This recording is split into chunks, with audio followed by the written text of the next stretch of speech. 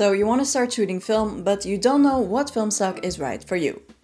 In this video, I am going to go over the 4 things that influence what kind of film I decide to use on which occasion. I will also give some recommendations and tips specifically for beginners. But first, let's take a look at a box of film.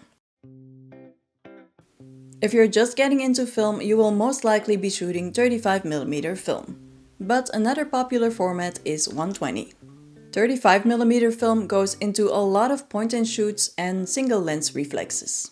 120 film is medium format film, which means it takes bigger negatives and it goes into medium format cameras, like for example twin lens reflexes or folding cameras. The most used format is 35mm and it fits a bunch of cameras. If it looks something like this inside the camera, then it is most likely 35mm film. But if it looks a little bit more like this, then you're probably dealing with a medium format film camera.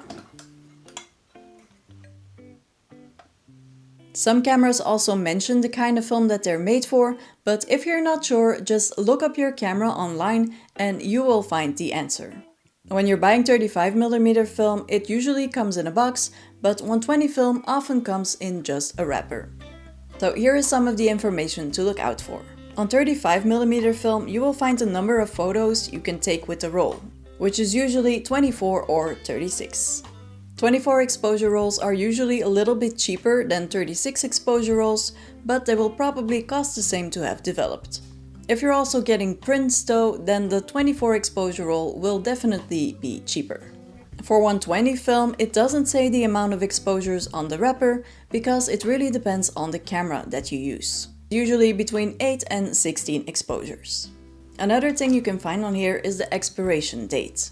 For beginners, I recommend using fresh film, which means it's not past its expiration date. Usually any film that you buy at a photo store will be fresh, unless you specifically ask for expired film. Expired film can often be found cheaper, but it is less predictable and it takes a little bit more finessing to get good results. Another important information is the ISO. This basically tells you how sensitive this film is to light. But more on ISO in the next part.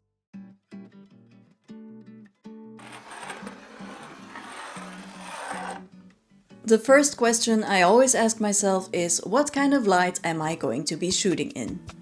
Am I planning on going outside on a bright sunny day, or is it rather gray and gloomy? This is where the ISO of a film stock matters. So in digital photography, you can just change your ISO from one photo to the next, but this is not the case with film photography. When you're shooting film, the ISO is fixed and it really depends on the kind of film you're shooting. If the ISO is low, like for example 100, it means that this film needs a lot of light to work.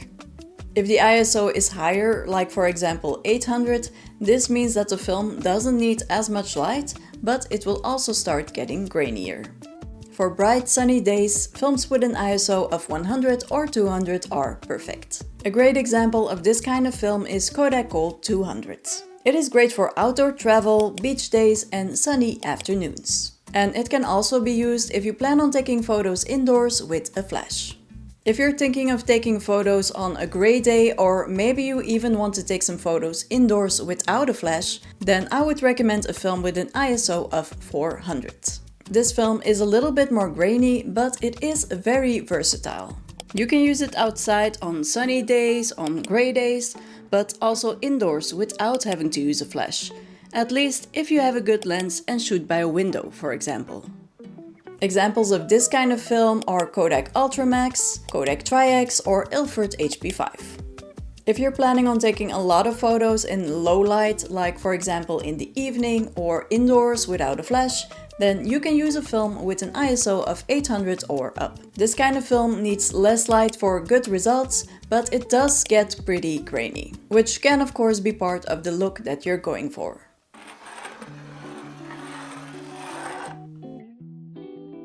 Another thing to consider is the subject that you're shooting. If you're planning on taking action photos of your friends playing tennis, for example, or you want to go out on the streets for some street photography, then you probably want to be able to freeze the moment. For that, I'd recommend films with an ISO of 200 in bright light or 400 in regular light. When shooting landscapes, however, a lot of photographers actually prefer shooting films with a lower ISO, as these films are usually really sharp and less grainy. And they're also perfect if you plan on shooting long exposures on a tripod.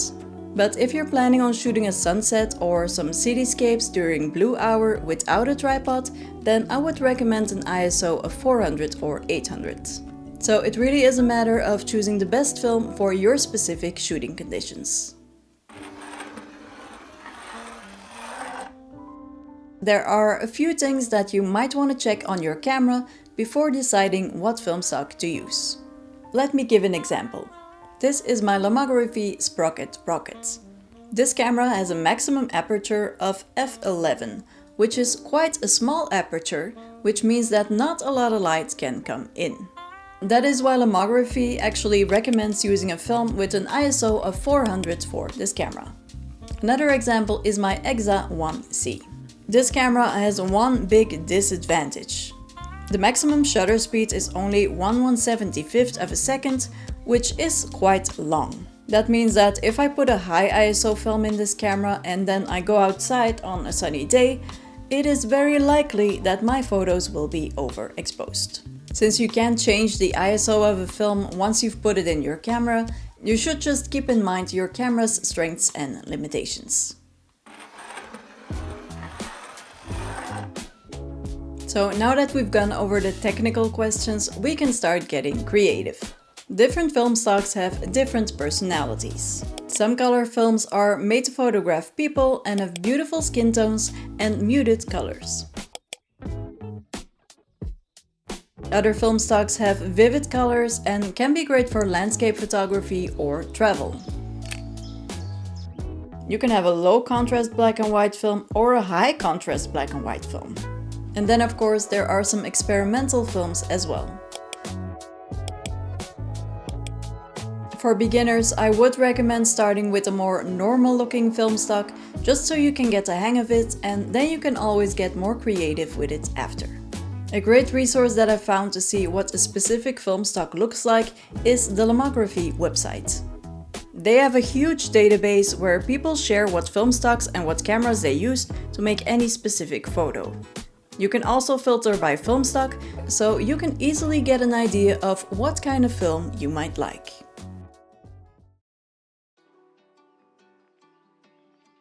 Now let me give you some specific beginner film recommendations.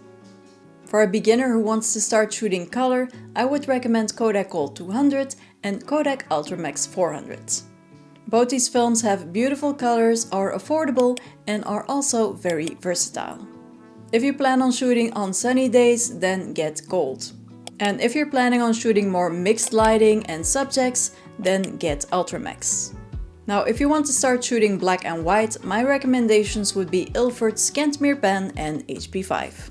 Kentmere is very budget friendly and comes in a bunch of ISOs. I would recommend going for ISO 200 or 400.